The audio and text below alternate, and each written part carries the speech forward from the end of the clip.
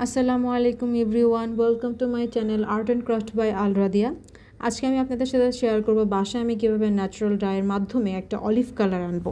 তো আমাদের olive colour আনতে হলে যা যা দরকার তা হচ্ছে ডালিমের খোসা, হরিতকি, ফিটকিরি আর হচ্ছে হীরাকোষ।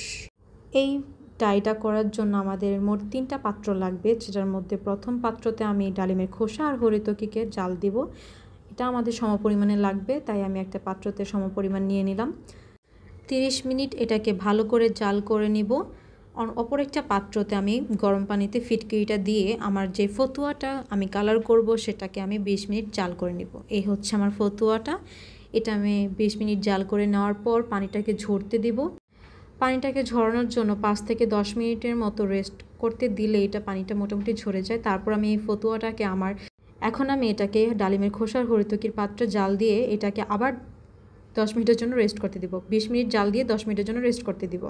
তারপর এটাকে উঠিয়ে ফিটকিরি পানিতে 10 মিনিট জাল করে দিয়ে তারপর আবার রেস্টে দিব। আবার রেস্টে দেওয়ার পর আবার ডালিমের খোসার পানিতে আমি 10 মিনিট আবার জাল করে নেব।